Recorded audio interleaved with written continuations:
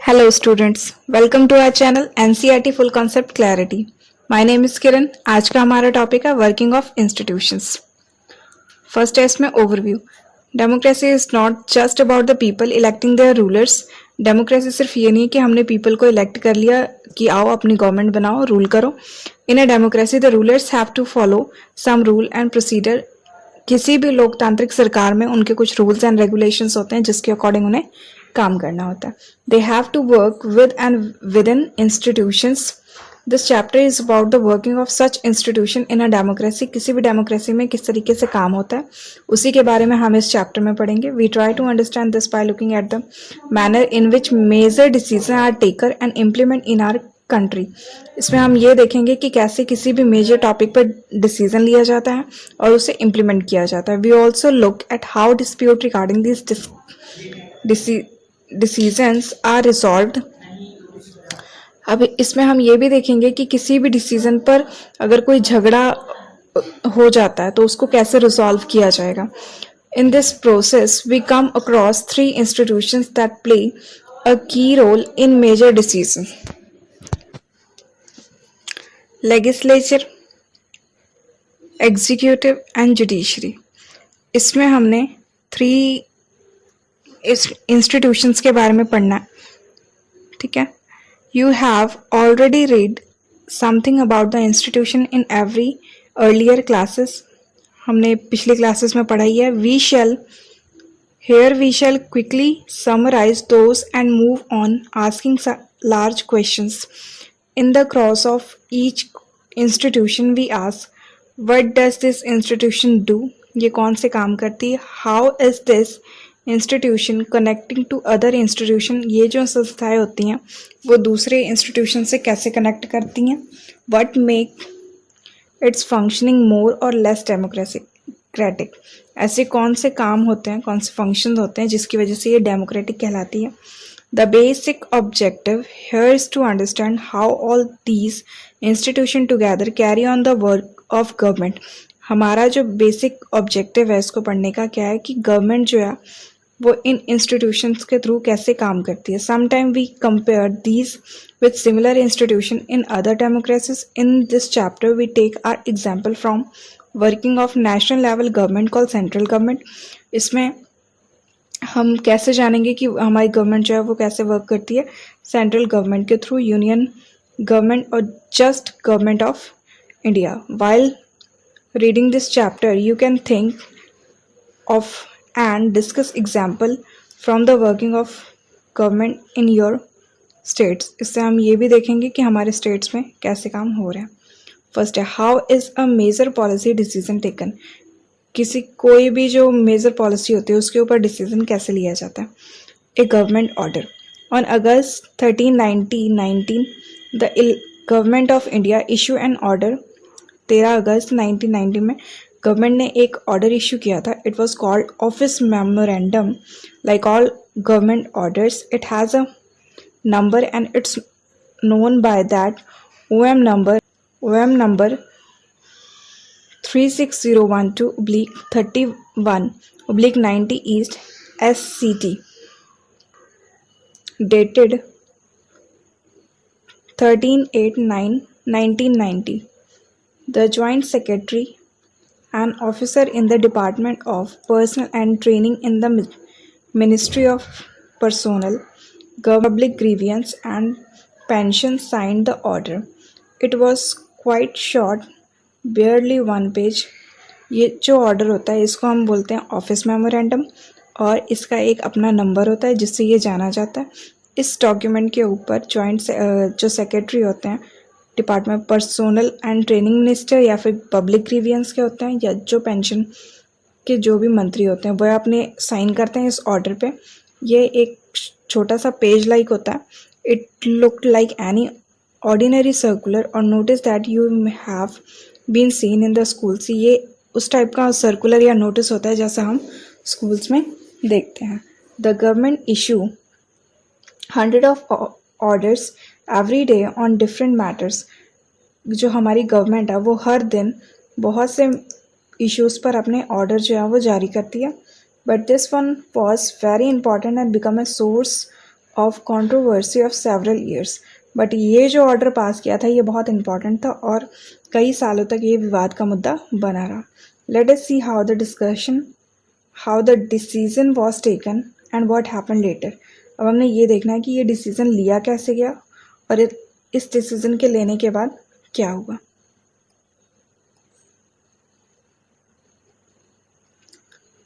This order announced a major policy decision. It said that 24% of the vacancy in the civil post and service under the government of India are reserved for the socially and educationally backward classes. इसमें क्या था कि 27% of जो vacancies होंगी civil post की वो किसके लिए आरक्षित की गई.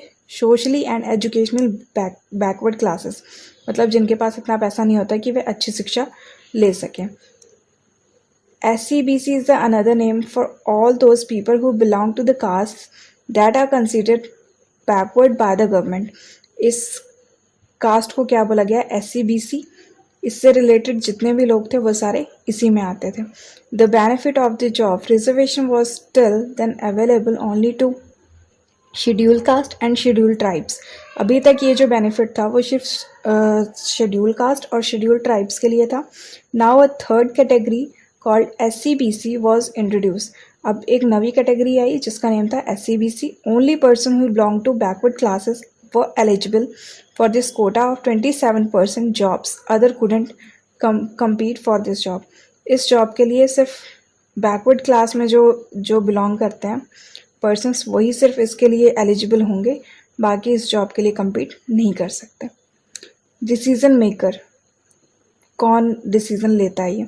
Who decided to issue this memorandum. इस टाइप के जो मेमोरेंडम होता है वो कौन डिसाइड करता है? Clearly such a big decision couldn't have been taken by a person who sign that document. इतना बड़ा अगर कोई डिसीजन हो रहा है तो ऑब्वियस सी बात है कि उसको कोई एक पर्सन तो साइन नहीं कर देगा. तो officer was merely implement the instructions given by the Ministry of Personal, Public Grievance and Pension, of which the department was a part. जो पर्सन इसको इम्प्लीमेंट करता है इस डॉक्यूमेंट को, वह किसके कहने पे? Ministry of personal, public grievance और जो पेंशन के जो मिनिस्टर्स होते हैं उस डिपार्टमेंट से. We can guess that such a major decision would have involve other major functionaries in our country. ऐसे जो मेजर डिसीजन होते हैं इसी तरह ये हमारी कंट्री की मेजर फंक्शंस में इन्वॉल्व है. You have already read in the previous classes about some of them. इनमें से हमने कुछ पिछले क्लासेस में पढ़ा होगा. Let us go over some of the main points that you cover them. अब इसमें से हम कुछ मेन पॉइंट्स पढ़ेंगे. जैसे president is the head of the state. President जो होता है वो किसी भी स्टेट का हेड होता है. Is the highest formal authority in the country. Formal authority में ये सबसे ऊपर है. Prime minister is the head of the government. Prime minister क्या होता है? गवर्नमेंट का हेड होता है. Actually exercise all the government powers. इसी प्राइम मिनिस्टर के हाथों में ही एक्चुअल सारी पावर्स होती हैं गवर्नमेंट की. He take most of the decision in the cabinet meeting. Cabinet meeting में बहुत सारे डिसीजंस खुद ही लेता है. Parliament consist of the president and 2 houses. Parliament में क्या है? एक तो प्रेसिडेंट है और अलग 2 और हाउसेस. और वो 2 हाउस कौन से हैं? Lok Sabha and Rajya Sabha. The prime minister must have the support of a majority of Lok Sabha member. Prime minister कौन होता है? जिसको लोकसभा में सबसे ज़्यादा मेजोरिटी मिली हो मेंबर्स की. So we all these people involve in the decision regarding the office memorandum. ये सारे लोग हैं जो ऑफिस के मेमोरेंडम में डिसीजन लेने में इन्वॉल्व होते हैं. Let us find out. अब हम देखते हैं which points other than the ones mentioned above do you recall about this institutions from the previous classes. इनमें से जो हमने पॉइंट्स अभी ऊपर पढ़े इनमें से क्या कोई हमें रिकॉल हुआ है पिछली क्लासेस से? डिस्कस इन क्लास में हम वो डिस्कस करेंगे. Can you think of a major decision made by your state government. क्या आपको कोई ऐसा मेजर डिसीजन याद है जो कि आपकी स्टेट गवर्नमेंट ने लिया? How were the governor, the council of minister and the state assembly and the court involve in that decision. और इस डिसीजन में जो स्टेट के जो मिनिस्टर्स हैं वो, या फिर काउंसिल के मिनिस्टर्स, या कोर्ट किस तरह से इन्वॉल्व है। This office memorandum was the culmination of a long chain of events.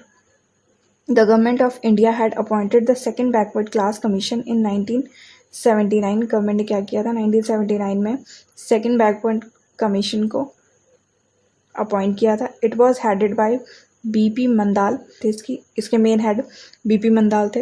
Hence it was popular called the Mandal commission, इसीलिए इस कमीशन को मंदाल कमीशन के नाम से भी जाना जाता है। It was asked to determine the criteria to identify the socially and educationally backward classes in India and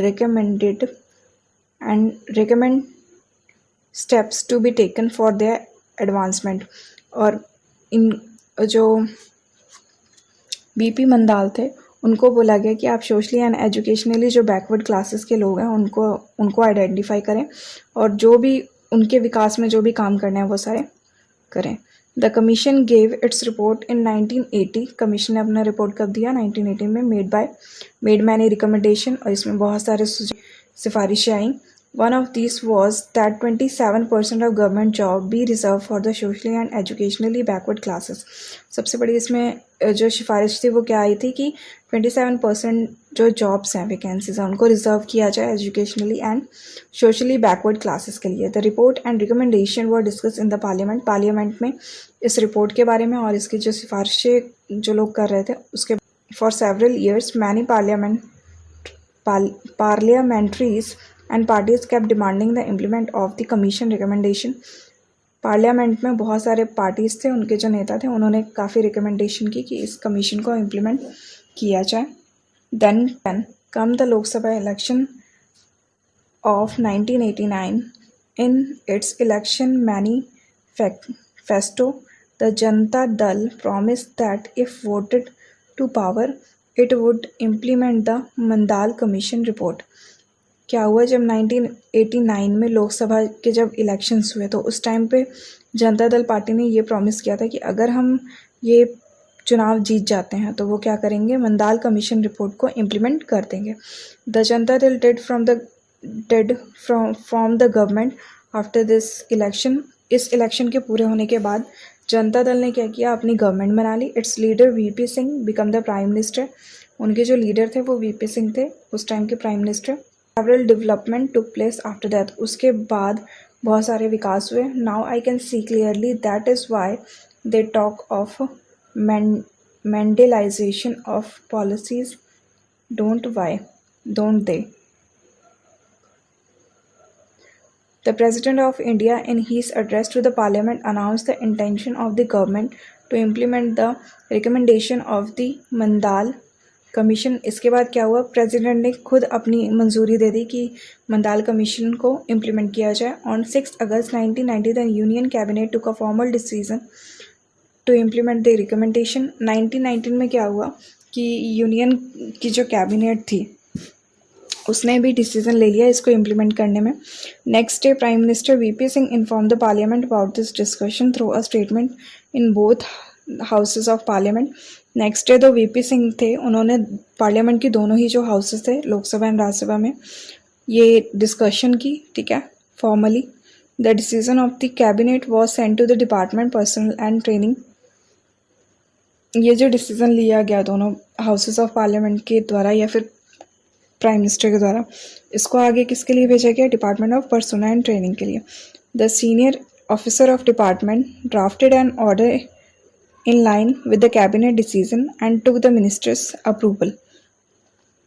वहाँ के जो ऑफिसर्स थे डिपार्टमेंट के, उन्होंने क्या किया, इसको एक ड्राफ्ट बनाया इस ऑर्डर का, ठीक है, उसको मिनिस्टर्स के पास अप्रूवल के लिए भेज दिया। An officer sign the order on behalf of the union government. और एक ऑफिसर ने साइन किया यूनियन गवर्नमेंट की तरफ से। This was how OM number this was born on 13 अगस्त 1990। इसी टाइम पे इस ऑर्डर का जो OM नंबर था वो बॉर्न हुआ था। For the next few month, कुछ महीनों के लिए, this was the most hotly debated issue in the country. हमारी कंट्री में बहुत ज़्यादा डिबेट वाला ये टॉपिक बन गया था। Newspaper and magazines were full of different views and opinion on this topic. हमारे जो न्यूज़पेपर होते थे या फिर मैगजीन होती थी वो इस टॉपिक पे व्यूज़ या ओपिनियंस पे पूरा ही भरा रहता था। It led to widespread protest and counter protest, some of which were violent. इसने क्या किया था, इसकी वजह से कुछ प्रोटेस्ट हुए और कुछ जवाबी प्रोटेस्ट भी हुए, और इसी मुद्दे की वजह से काफ़ी वायलेंस हुई। People reacted strongly because the decision affected thousand of job opportunities. People ने इस पे क्या किया, बहुत ज़्यादा अपना रिएक्शन दिया। वाई? क्योंकि इसकी वजह से बहुत ज़्यादा जॉब्स तो थी उस पर इस डिसीजन का अफेक्ट हो रहा था। Some felt that existence of inequality among people of different caste in India necessitated job reservation.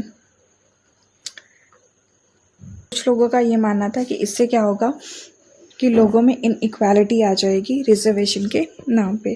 They felt this would give a fair opportunity to those communities who so far had not adequately being represented in the government employment. Other felt that this was unfair as it would deny equality of opportunity to those who didn't belong to backward communities. कुछ लोगों का मानना ये था कि जो इस community से बिलोंग नहीं करते उनके लिए क्या है, ये इनइक्वालिटी की बात है। They would be denied jobs even through they could be more qualified. उन्हें इस जॉब के लिए मना कर दिया जाएगा चाहे वह इसके लिए पूरी तरह से क्वालिफाइड है। Some felt that this would perpetuate caste feeling among and hampered national inequality. कुछ लोगों का यह कहना था कि इसकी वजह से हमारे नेशन की जो यूनिटी है उस पर असर पड़ेगा। In this chapter we won't discuss whether the discussion was good और नॉट। इस चैप्टर में हमने ये डिस्कशन नहीं करना कि किसी भी टॉपिक पर अगर कोई डिसीजन लिया गया है वह सही है या गलत। We only take this example to understand how major decisions are taken and implement in the country. इससे हमें सिर्फ ये सीखना था कि हमारी कंट्री में किसी भी टॉपिक पर मेजर डिसीजन कैसे लिए जाते हैं और उसे कैसे इम्प्लीमेंट किया जाता है। Who resolve this dispute? ये जो डिस्प्यूट हुए हैं उसको कौन ख़त्म करेगा? You know that the Supreme Court and the High Court in India settle dispute arising out of governmental decision. क्या होता है कि हमें जैसे पता है सुप्रीम कोर्ट और हाई कोर्ट ही क्या होते हैं, ऐसे डिस्प्यूट्स को ख़त्म करते हैं जो गवर्नमेंट डिसीजन की वजह से होते हैं। Some persons and association oppose to this order filed a number of cases in the court. कुछ लोग जो इसके विरुद्ध थे या फिर कुछ जो एसोसिएशन थी जो इस डिसीजन के खिलाफ थी, उन्होंने क्या किया, कोर्ट में इसके खिलाफ केस दायर कर दिया। They appeal to the court to declare the order invalid and stop its implementation. उन्होंने क्या अपील की कोर्ट से कि ये जो ऑर्डर पास हुआ है इसको इनवैलिड घोषित किया जाए और इसे इम्प्लीमेंट ना किया जाए। The supreme Court of India bunched all these case together. Supreme court ने क्या किया, ये जितने भी केसेस हुए थे उन सबको एक साथ कर दिया। This case was known as the Indira Sawhney and other versus Union of India case. ये जो सारे केसेस थे उनको एक में ही कर दिया गया और इसे Indira Sawhney and other union of Indian case के नाम से जाना गया। 11 जजेस of supreme court heard argument on both side. 11 जजेस बैठे हुए थे सुप्रीम कोर्ट में, उन्होंने दोनों तरफ की आर्ग्यूमेंट्स को सुना। By a majority the supreme court जज in 1992 declared that this order of the government of India was valid. ये सारी सुनवाई होने के बाद 1992 में सुप्रीम कोर्ट ने क्या किया कि इस डिसीजन को वैलिड, इस ऑर्डर को वैलिड घोषित कर दिया। At the same time the supreme court asked the government to modify its original orders.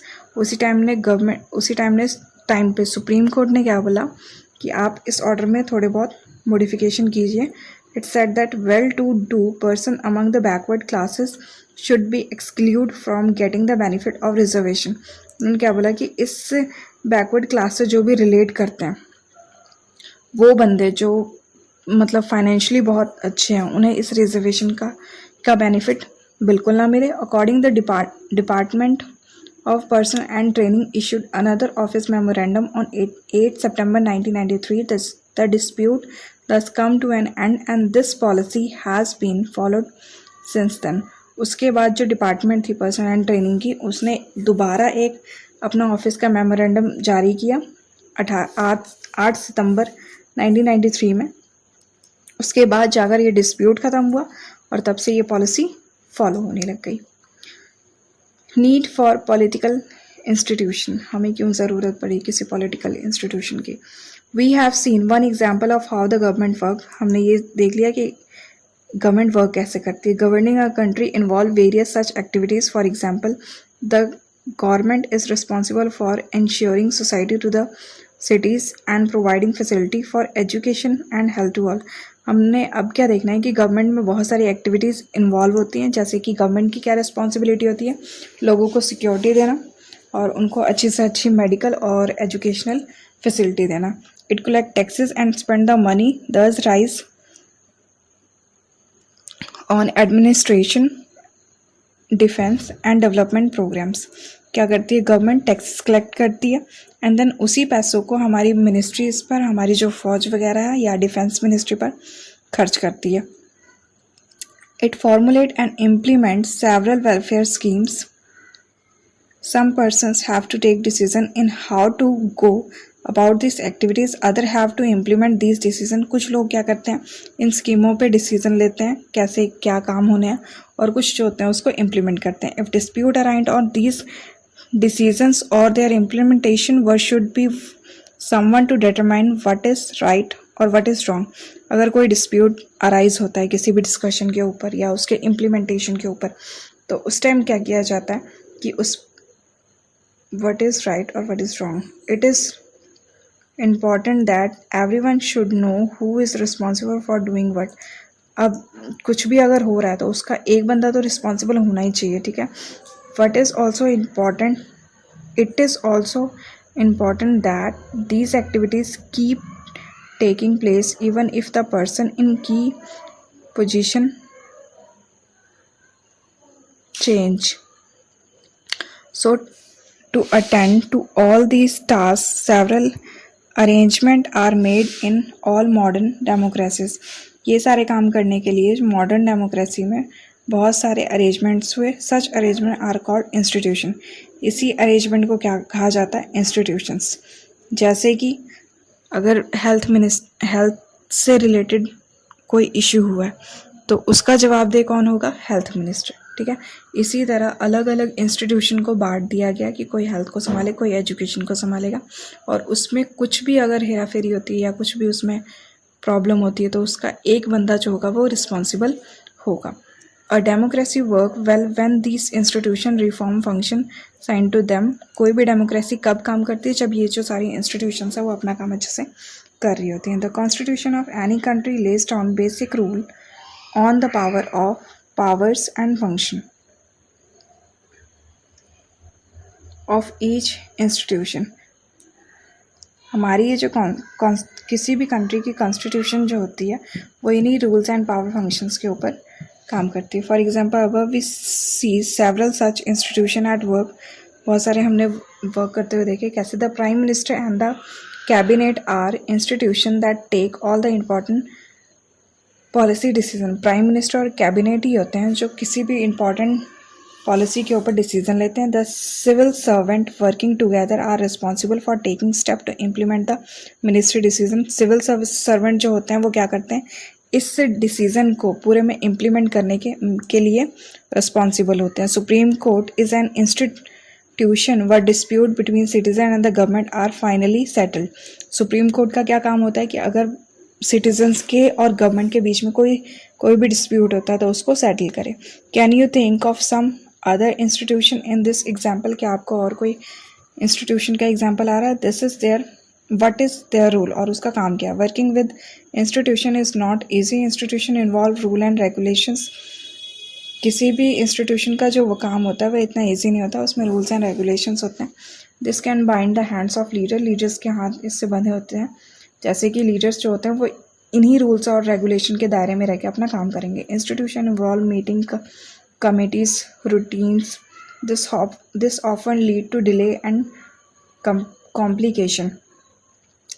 इसमें क्या होता है, किसी भी इंस्टीट्यूशन में हमें काम कैसे होगा, मीटिंग्स होगी, रूटीन होंगे, उनकी कुछ कमिटीज़ होंगी, ठीक है। इस सब की वजह से किसी भी डिसीजन को लेने में थोड़ा बहुत डिले हो जाता है या कॉम्प्लिकेशंस हो जाती हैं. Therefore dealing with institution can be frustrating. One might feel that is much better to have one person take all decision without any rules, procedures and meetings. उस टाइम हमें क्या लगता है कि कोई एक पर्सन ही होता जो बिना किसी रूल एंड रेगुलेशन के हमारे काम कर देता, but that is not the spirit of democracy. But democracy में ऐसा नहीं होता. Some of delay and complication introduce by the institution are very useful. कुछ डिले कभी कभी ज़रूरी भी हो जाते हैं, बहुत ज़्यादा अच्छे भी रहते हैं. They provide an opportunity for a wider set of people to be consulted in any decision. इससे क्या होता है, किसी भी एक पर्टिकुलर डिसीजन के ऊपर काफ़ी लोगों के सुझाव मिल जाते हैं, तो उससे वो काम क्या होता है, सही हो जाता है.